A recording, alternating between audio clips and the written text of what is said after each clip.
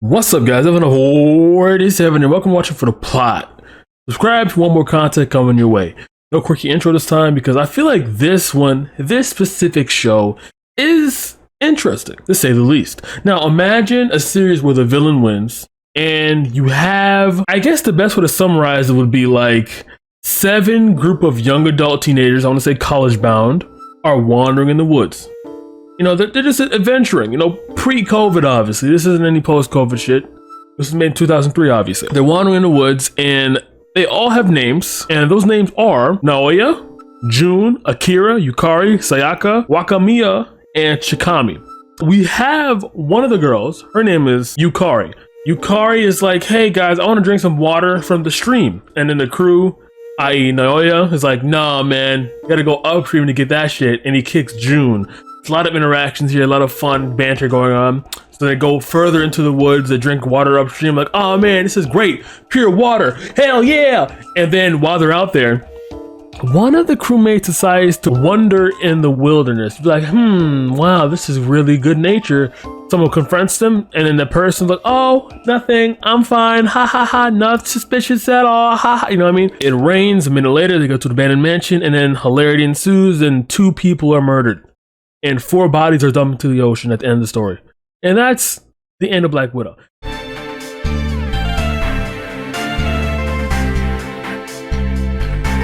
Now, the question is, who murdered them and who got put into the deep of the ocean?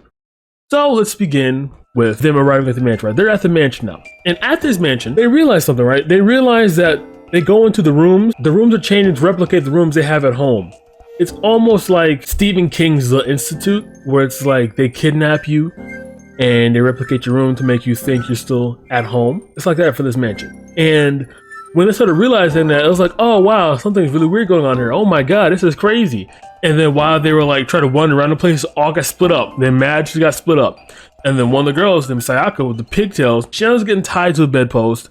And a weird caterpillar, worm, parasite thing starts crawling up inside of her. You know what I mean? It's very disgusting, very disgusting. However, the creature does not fester. It gets pulled out. And here's where it gets funny, right? So after that exact moment, we flash to Naoya, Jun, and Waki. Now, what are these 3 people doing in the room together? Well, first of all, the men are tied up, bound and gagged, naked. Obviously, when this happened, it'd be like, wait, what's going on here? How come they're naked, bound and gagged, and the girl's over here perfectly fine? Well, come to find out, the girl, Wakamiya, is the one who plotted all of this, right? She wanted all of them to come to this abandoned mansion for some reason, and she wanted to kill them to attract Akira, who was our main character with the brown hair.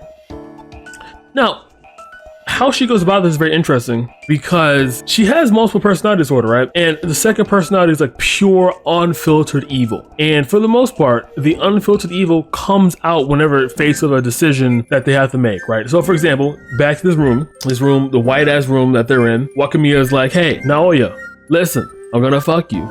But after that, I'm gonna kill you. And then she starts doing that, and Naoya's like, hey, before you do that, listen, I want to get on this girl, Sayaka. You know, she's looking all innocent, whatever. I just want to teach her a lesson. You know, she's being a little fucking, and then he's going off, and Wakamiya's like, dude, you shut the fuck up.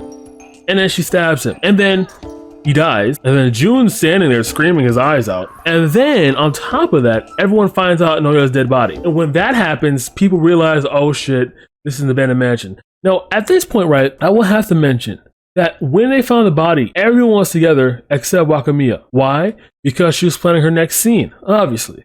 But at this point, guys, why didn't you automatically just pull an Among Us imposter situation and roll call everyone? Like, where are you at, Wakamiya? Where are you at, Sayaka? Where are you at, Chikami? But no, instead, of course, there are teenagers, pumped full of adrenaline and hormones. They're panicking, of course, scared shitless. And they didn't even think about questioning it at all. And once they're, helping Naoya's dead body go to rest or whatever in the room because they're locked in this mansion, boom, Chikami gets bound and gagged. Another girl gets bound and gagged. That's 4 people already got bound and gagged within a span of 30 minutes? Jesus Christ. How does Wakamiya work so fast? And then she has Jun on a leash, literally this time. I know I've said that many times figuratively, as a saying in regards to like men being reverse dominated, but this time she literally has June on a leash. June copulate with Chikamiya while she's bound and gagged again. And once that happens, Akira finds her. Oh my god. Oh, what the hell? Ah, it's so bad. Oh my god. Ah! And he's screaming. He's terrified. He just that and third. He's very scared. He doesn't know what's going on. All he knows that whenever he helps someone else, boom, another egregious scene happens. And he still doesn't know what's happening, what's causing this, why he's trapped in the mansion, where all these people are going, where are they going, what's going to happen next. He doesn't know anything. All he knows is that when he sees something here, he knows something else is going to happen next. And then given literally what I just said, after releasing Chikami, he hears another scream. He's like, oh God, more carnage? What could possibly be worse than this? And then he and Chikami go into the other room, find Yukari outside in the middle of the rain, mind you, getting violated by two random men who appeared out of nowhere, by the way. And you got Wakamiya just sitting there like, yeah, yo, what's up? Welcome to the show, brother. And then when June tries to yell at her, she disappears. And also at this point, June goes absolutely crazy. He breaks down saying that, oh, this woman's gonna kill us all. This woman's trapped us here. This woman did this to us on purpose. This woman, constantly just berating. Not saying a name, by the way, which is very suspicious. I don't know why he didn't say a name. Akira already knows by now, but he hasn't said a name since he found out who it was that was killing people. Again, it was mainly because he's literally and figuratively leashed, so therefore that would make sense in that aspect. But while June's going crazy, Akira does some more investigating, leaving Chikami, the girl who just got violated, alone, leaving June alone with Wakamira, because Wakamira passed out for some reason after disappearing off the porch when June saw her on the porch watching Yukari get violated by two other people. And when Akira pulls up in a room with a desk, opens it, sees a diary that says, borderline this, dear diary, I saw Sayaka in a really skimpy bikini going to the pool. She was attracting Akira's attention. God, this stupid whore is so annoying. Something along those lines, right? And Akira's like, oh, Wakamira's crazy. He's starting to connect the dots now. As slow as he's doing it, he's starting to connect the dots. And while he's slowly connecting dots, June is in the other room violating Wakamira. Now, this would be good if it was the evil side. However, evil side isn't even feeling any of this. It's the side of the personality that is the innocent side that had nothing to do with this whatsoever. So therefore, there's no retributive justice being delivered at all in this sense. Not saying retributive justice is the way to go, but given this scenario, I mean, like, it makes sense. But of course, it didn't really equate to anything. And once June was done, boom, Wakamura switches back to her evil side, gives June a pill, no Dexter, and June dies. That's two bodies. Two bodies dead, and they're both men. She was confronted about this, right? She basically says, oh, my whole plot was to kill Sayaka, June, and Naoya, because they're three useless human beings that didn't deserve to live. That was her entire plan. That was it. She was only planning on killing those three. Now, I don't know how it ended up being where 4 bodies were dumped in the river, but those 2 people were her main targets from the get-go. And once Akira's like, hey, bro, whoa, that's fucked up, dude. Oh my god. I'm gonna kill you. And he starts choking her out.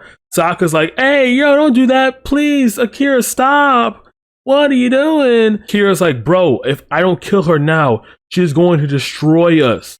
Look, she murdered 2 people already. Stop. Let me kill her.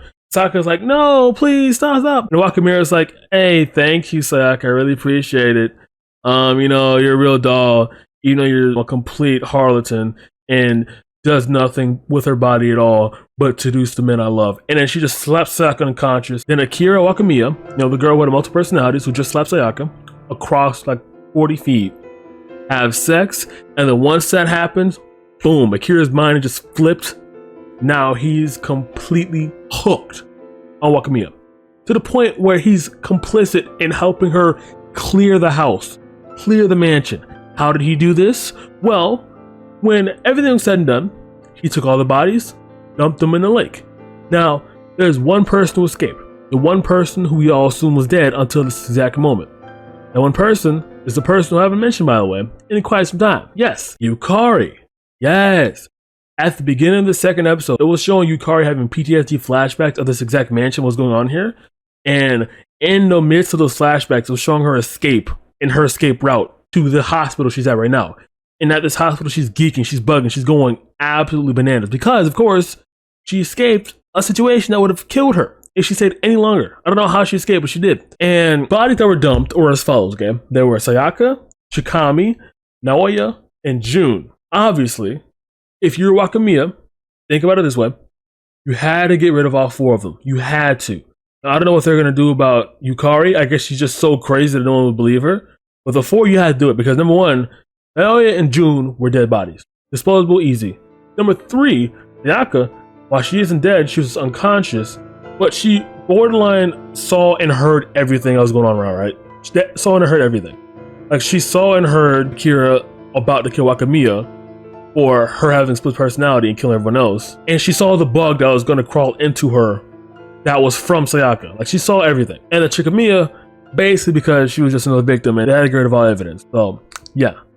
You know, after they dumped the bodies and cleaned the house, and Yukari is just clinically insane, Kira and Wakamiya live a happily ever after life. The end. Now, I must...